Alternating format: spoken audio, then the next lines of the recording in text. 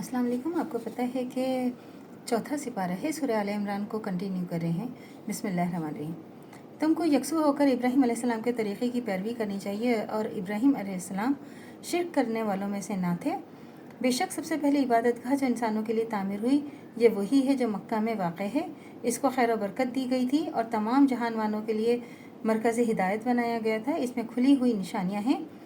इब्राहीम अलैहिस्सलाम का मकाम इबादत है और इसका हाल ये है कि जो इसमें दाखिल हुआ मामून हो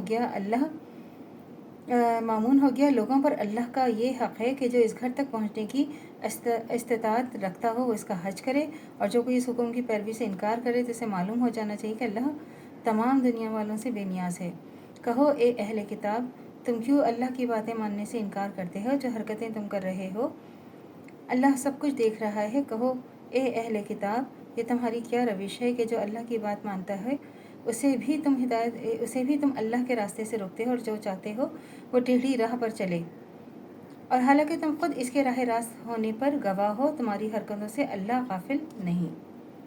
तो मतलब यह है कि इन फ़क़ी जुज़ियात में कहाँ जा फंसे हो। दिन की जुज़ तो अल्लाह वाहिद बंदगी है जिसे तुमने छोड़ दिया और शिर्क की आलाइशों में मुब्तला हो गए। अब बहस करते हो कि फ़क़ी मसाइल हैं, हालांकि ये वो मसाइल हैं जो असल मिल्लत इब्राहीम से हट जाने के बाद इन्हितात तवील सदियों में तुम्हारे उलमा की मुश्काफियों से पैदा हुए। यहूदियों का दूसरा एतराज़ ये था कि तुमने बैतुल मुक़द्दस को छोड़कर खाना काबा को क़िबला क्यों बनाया, हालांकि पिछले अंबिया सलाम का क़िबला बैतुल मुक़द्दस ही था। इसका जवाब सूरह बक़रा में दिया जा चुका है, लेकिन यहूदी इसके बाद भी अपने एतराज़ पर मुसिर रहे। लिहाजा यहाँ फिर इसका जवाब दिया गया है कि बैतुल मुक़द्दस के मुताल्लिक़ ख़ुद बाइबल ही की शहादत मौजूद है कि हज़रत मूसा अलैहिस्सलाम के 450 साल बाद हज़रत सुलेमान अलैहिस्सलाम ने इसको तामीर किया। अब यह है कि यानी इस घर में ऐसी सारी अलामत पाई जाती हैं जिससे साबित होता है कि अल्लाह की जनाब में कबूल हुआ है और अल्लाह ने अपने घर की हैसियत से पसंद फरमा लिया है, और जो है फिर अल्लाह ने इसके हवाल में रहने वालों को रिज़्क़ रसानी का बेहतर से बेहतर इंतज़ाम कर दिया।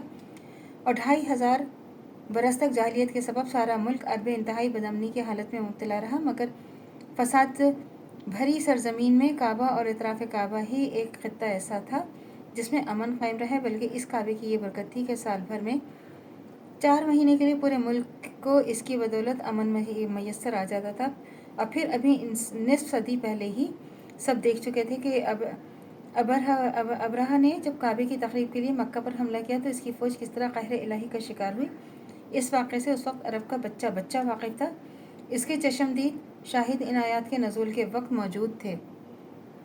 और जाहिलियत के तारीख दौर में भी इस घर का यह एहतराम था कि खून के प्यासे दुश्मन एक दूसरे को वहाँ देखते तो एक दूसरे पर हाथ डालने की जुर्रत नहीं होती थी। तो अल्लाह से दुआ करनी चाहिए जो हमारे ईमान मरते दम तक कायम दायम रहे, ख़ात्मा बिल ईमान पर हो।